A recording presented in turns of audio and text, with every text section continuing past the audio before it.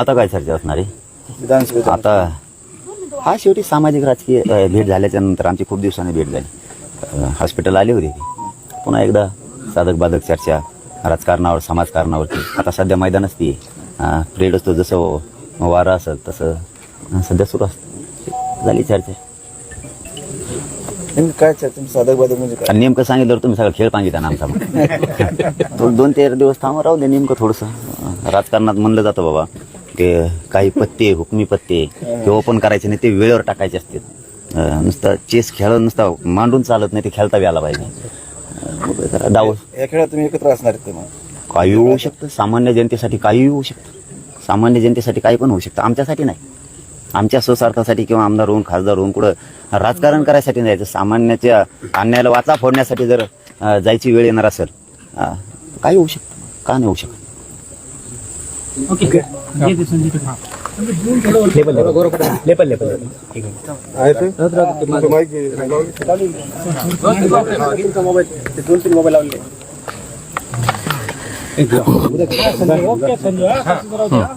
विधानसभा निवडणुकीच्या तारखा जाहीर झालाय. आज आपण जरांगे पाटलांची भेट घेतली. नेमका उद्देश काय होता? मी जरांगे पाटील साहेबांना 2दा हॉस्पिटलमध्ये जाऊन भेटलो होतो. इथेही जेव्हा त्यांचं आंदोलन सुरू झालं होतं इथेही आलो होतो आणि त्यावेळी मी एक गोष्ट सांगितली होती की आपण जेव्हा हे घोषणा देतो 1 मराठा लाख मराठा, तर त्यावेळी मी सांगितलं होतं की 1 मराठ्यांनी पूर्ण महाराष्ट्रामध्ये कशा गाजवलेलं आहे. सगळे लाख मराठा रस्त्यावर आले तर काय हो. तर ते सत्य झालेलं आहे.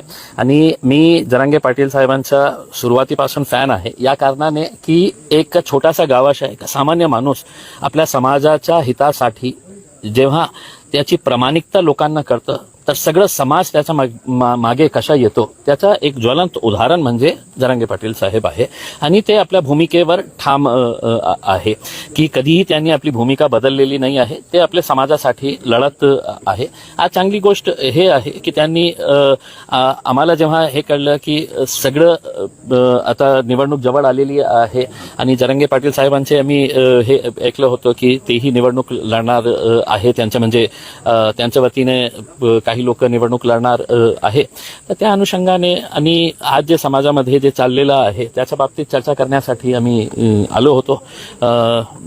चाय पीने के ऊपर चाय के ऊपर चर्चा करने के लिए चाय भी पिए, यहाँ पे बातचीत भी की है उसमें. अब आगे देखेंगे जो भी होगा. येत्या विधानसभेत जरांगे पाटील आणि तुम्ही एकत्र आम्हाला दिसणार आहात का? देखिए जैसा अभी जरांगे साहब ने आपको बताया है कि कुछ दिनों के अंदर कुछ ना कुछ तो जो भी फैसला लेंगे. मैं अकेला अपने तौर के ऊपर मेरी पार्टी का फैसला नहीं कर सकता हूं.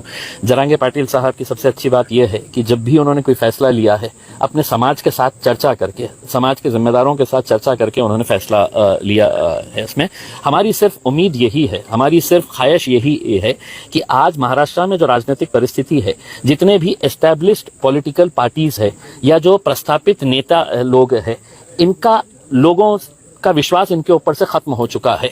तो जब तक आप नए चेहरे नहीं लेके आएंगे, लोगों का विश्वास जो है नए चेहरों के ऊपर होगा और लोगों को लगेगा कि नहीं भाई यही लोग बार बार चुनकर आ रहे हैं करके. आज भी राजनीति के अंदर देखिएगा, आज विधानसभा, आज एमएलए का ये हुआ है, एक बाप मंत्री रहता है, बेटे को आमदार बना दिया जाता है, मतलब बाकी और कोई नहीं है. ये घरानेशाही कहीं ना कहीं तो खत्म होनी ही चाहिए ना उसमें.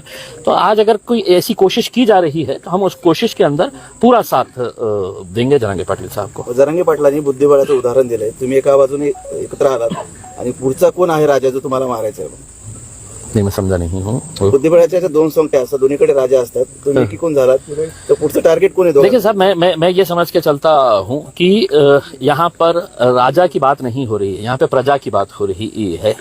जरांगे पाटिल साहब भी जितना भी आंदोलन कर रहे हैं वो उनके समाज के साथ जो नाइंसाफी हो रही है उसके लिए वो आवाज उठा रहे हैं, लड़ रहे हैं. उसमें हमें तो ये बात समझ में नहीं आती है. मैं विधानसभा के अंदर जब आमदार था उस वक्त एक भाषण किया था और मैंने ये बताया था कि अगर भाजपा तैयार है, शिवसेना तैयार है, कांग्रेस तैयार है, एनसीपी तैयार है, समाजवादी तैयार है, हम तैयार है, तो क्या वजह है कि इसके अंदर रुकावटें लाई जा रही है करके.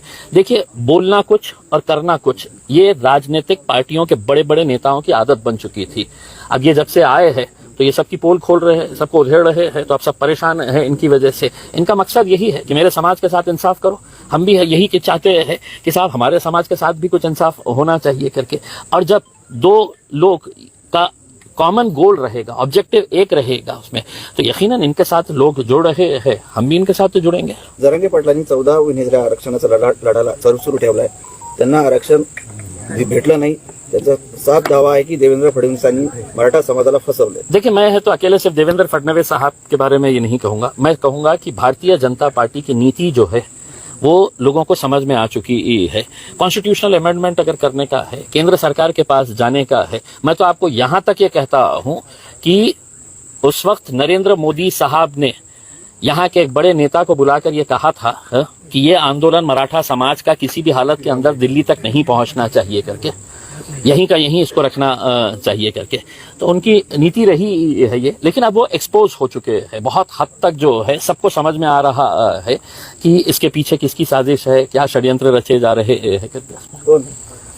कोण म्हणजे मैं तो आपको शुरुआत से ही कहा हूं ना, भारतीय जनता पार्टी है और उनके जितने भी है नीचे से लेके ऊपर तक, ये सभी लोगों की साजिश है. आपका अलायंस हो सकता है? देखिए, मैंने है तो आप सीधे तरीके से वो पूछ रहे हैं, मैंने आपको हर चीज का जवाब दे चुका हूं. अलायंस का मतलब क्या होता है, जब आप एक कॉमन गोल को हासिल करना चाहते हैं, और वो कॉमन गोल क्या है करके समाज के अंदर अगर हमको परिवर्तन लेके आने का है. आज जो जाति धर्म के नाम के ऊपर जो घटिया राजनीति यहाँ पर देखने को मिल रही है, मुझे खुशी इस बात की है, मैंने जरांगे पाटिल साहब के तमाम ऐसे भाषण सुना हूँ, कहीं पर भी वो ये नहीं कहते हैं कि साहब ये समाज ने वो समाज के खिलाफ बोलना चाहिए, ये धर्म ने दूसरे धर्म के बारे में कुछ बात करना चाहिए.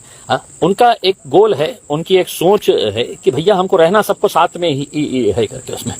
उन्होंने कितने उदाहरण अपने गांव के दिए हैं यहाँ पर कि उनके गांव के अंदर किस तरीके से अच्छा, लेकिन आज क्या वजह है कि महाराष्ट्र के अंदर जाति धर्म और मजहब की दीवारें खड़ी की जा रही है. उसको कहीं ना कहीं गिराना चाहिए, और वो कौन गिरा सकता है? जो एस्टेब्लिश लीडरशिप है, उनसे हमारी उम्मीदें खत्म हो चुकी है.